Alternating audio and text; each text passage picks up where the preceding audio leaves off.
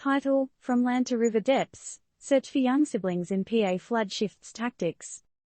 TLDR, in the wake of a devastating flash flood in Pennsylvania, 2 young siblings were swept away from their family's car. As efforts to locate them stretch into the 4th day, authorities hinted a shift in strategy from ground searching to underwater dive teams.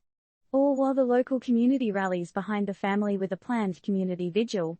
The picturesque scenery of Pennsylvania was violently interrupted over the weekend, when a flash flood turned into a living nightmare for one Charleston, South Carolina family.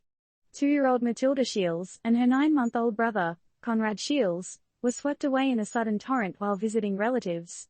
Is your heart in your throat yet? These youngsters have been the focus of an extensive search operation that has spanned 117 acres, engaged about 100 officials, and utilized both drone tech and cadaver dogs.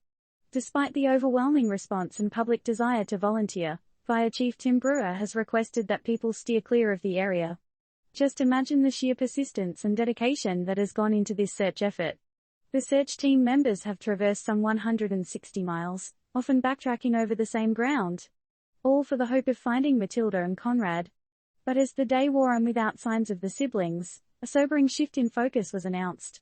The upcoming search strategy? Diving, underwater. The devastation doesn't stop there. The flood claimed 5 lives, including the children's mother, Katie Seeley. The remaining family members, including their father Jim Shields and an unnamed grandmother, were rescued. And as we pause to remember those lost, can you hear the collective sigh of grief reverberating from the close-knit community? The suburban region, about 35 miles north of Philadelphia, has banded together in support of the affected families, with a community vigil scheduled for Thursday evening. And this makes us wonder, isn't it in the darkest of times when we see the brightest displays of humanity? The tragic events have reverberated far beyond the Philadelphia suburbs, with the story gripping hearts and minds on social media.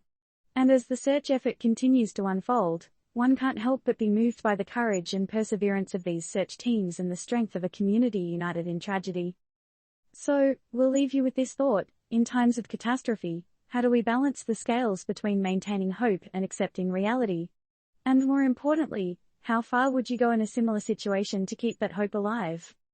Disclaimer: this article is based on a true event and does not provide advice or recommendations.